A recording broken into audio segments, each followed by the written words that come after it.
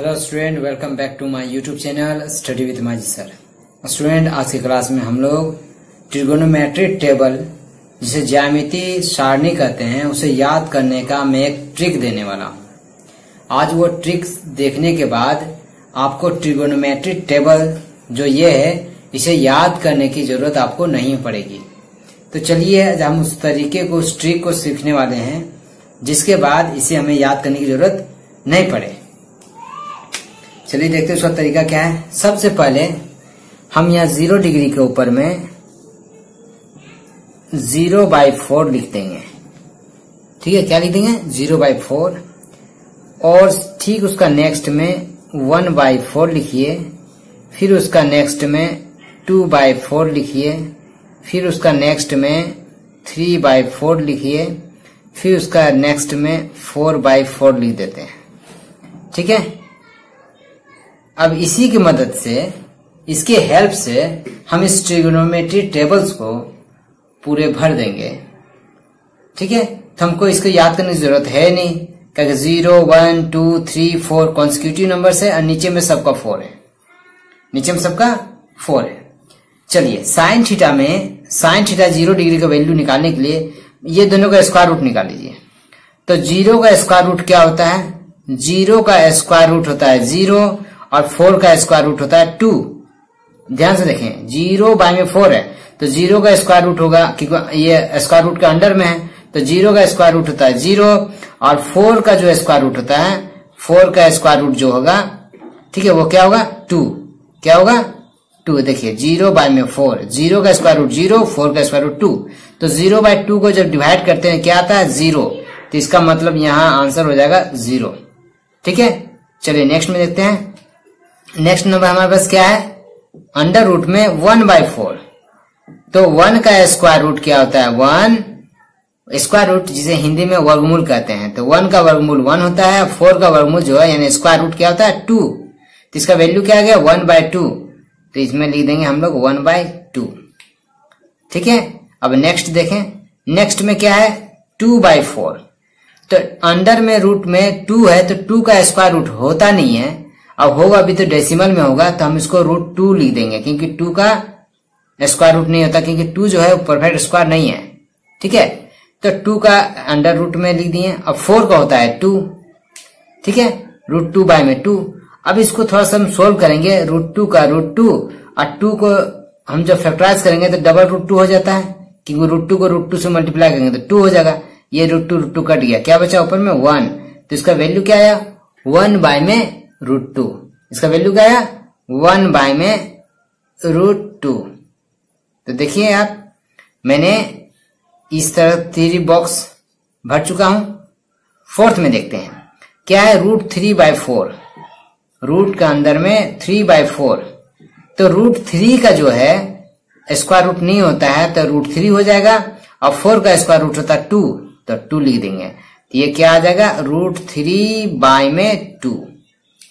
ठीक है, और लास्ट वाला जो है √4/4, तो 4/4 है तो 4 कट जाएगा, 1 आएगा। क्या आएगा? 1। ठीक है, तो हम यहां लिख देंगे 1 और 4 का अंडर रूट में क्या गया? ये तो 4 कट गया, 1 आ गया। रूट का अंडर 1 का स्क्वायर रूट होता है 1, तो यहां लिख देंगे 1। और जिसको भी ये समझ में नहीं आया है √2/4 को, उसको देख लीजिए, दूसरे तरीके से मैं समझा दे रहा हूं। √2/4, √2/4, तो 2 1 जा 2, 2 2 जा 4, रूट के अंदर में 1/2 आया। अब 1 का स्क्वायर रूट 1 होता है, लेकिन 2 का स्क्वायर रूट नहीं होता, इसलिए क्या बचा? √2। देख लीजिए वही है ना, 1/√2। तो इस तरह से देखा कि साइन थीटा 0 डिग्री का वैल्यू मालूम हो गया, 30 डिग्री का वैल्यू मालूम हो गया, 45 डिग्री का वैल्यू मालूम हो गया, 60 डिग्री का वैल्यू मालूम हो गया, 90 डिग्री का वैल्यू मालूम हो गया। यानी एक जो रो है वह कंप्लीट हो चुका है। अब एक रो को देख के हम दूसरा रो बना देंगे, उसके लिए कोई कैलकुलेशन करने की जरूरत नहीं है। क्या होता है? साइन जो है और कोस ये ऑपोजिट है इसका, इसीलिए कोस को इधर से जो हम लिखे थे वो उसको इधर से लिख देना है। साइन 0 यहाँ 0 था, हम यहाँ लिख देंगे 0। अब ध्यान से देखेंगे, वीडियो को पूरा देखेंगे तो आपको ये टेबल याद करने की जरूरत नहीं पड़ेगी। यहाँ 0 है तो यहाँ 0, फिर क्या है 1/2, तो इधर क्या लिख देंगे 1/2। 2, यानी जो चीज इधर से है वो को हम इधर रिवर्स कर रहे हैं। फिर बीच में आएंगे तो बीच में सेम हो जाएगा 1 बाय में √2। ठीक है, अब ये √3/2 है तो इधर क्या आ जाएगा √3 बाय में 2, और यहां 1 है तो इधर आ गया 1। आपने देखा मैंने इस नंबर को सिर्फ रिवर्स में लिख दिया। ठीक है, 2 रो कंप्लीट हो गया। अब आते हैं tan थीटा में। तो tan थीटा का फॉर्मूला एक याद रखिएगा हल्का सा कि tan थीटा इक्वल टू होता है sin थीटा बाय में cos थीटा, यानी सिर्फ डिवाइड करना है, ऊपर वाले को नीचे से डिवाइड कीजिए। ठीक है, तो चलिए 0 को हम पहले 0 और यहाँ 1 है तो 0 को 1 से डिवाइड देंगे तो क्या आएगा 0, तो ये क्या हो गया 0। 0 को 1 से डिवाइड देंगे क्या आया 0।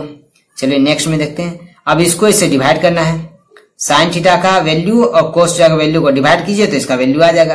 तो 1/2 डिवाइडेड √3/2। ठीक है, तो हम क्या करेंगे 1/2 डिवाइड को मल्टीप्लाई में बदलेंगे तो 2 बाय में √3 हो जाता है।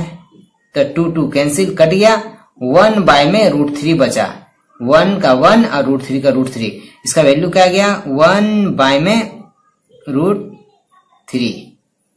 ठीक है, चलिए देखते हैं अगला में 1/√2, यहां भी 1/√2, दोनों तो सेम नंबर है, यानी 1/√2 को डिवाइड कीजिए 1/√2 से।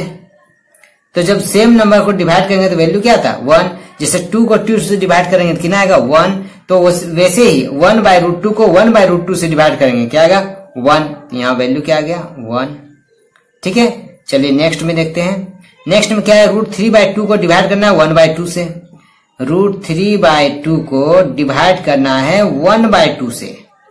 ठीक है, तो क्या आ जाएगा √3/2 इंटू 1/2 है वो 2/1 हो जाएगा।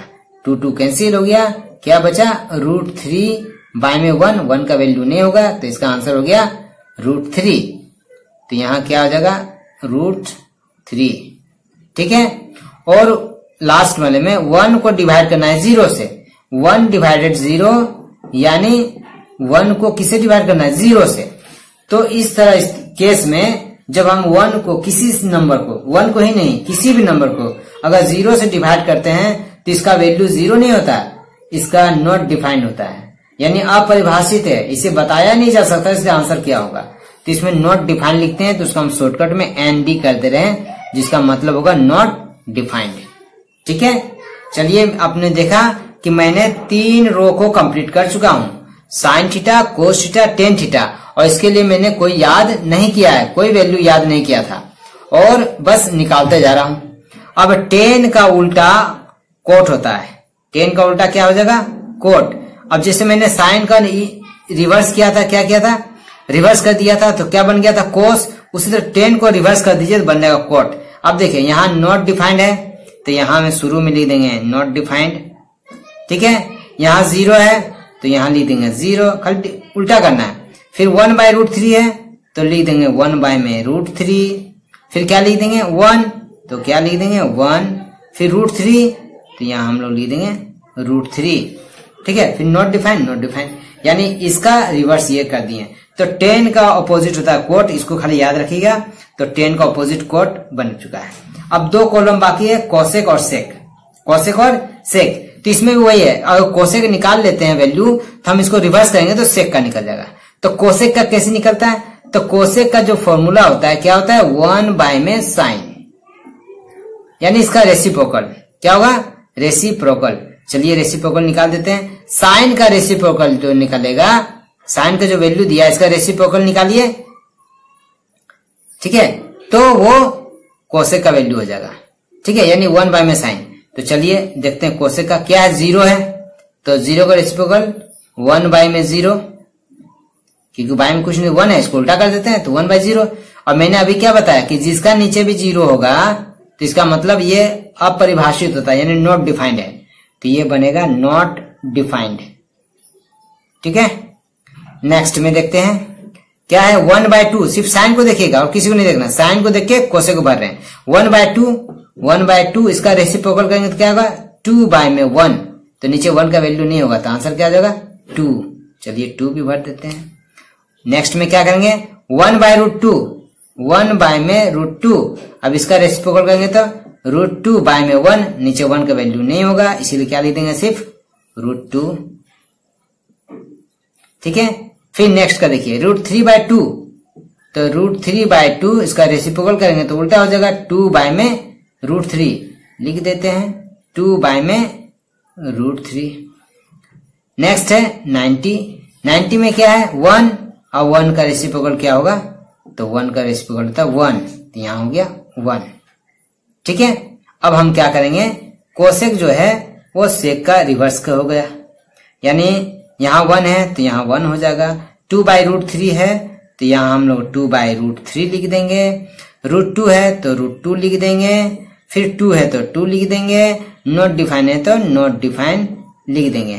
तो इस तरह से स्टूडेंट आपने देखा कि आपको ट्रिगोनोमेट्री टेबल यानी ज्यामितीय सारणी याद करने की जरूरत नहीं है। आप इस ट्रिक से, इस तरीके से आप इसे हमेशा के लिए याद रख सकते हैं। स्टूडेंट, आशा है आपको ये वीडियो अच्छी लगी है, वीडियो समझ में भी आ गई है। अगर वीडियो अच्छी लगी है तो वीडियो को लाइक करें, चैनल को सब्सक्राइब करें और दोस्तों के साथ शेयर भी करें। मिलते हैं अगले वीडियो में, कुछ नया सीखेंगे। तब तक के लिए good bye and take care.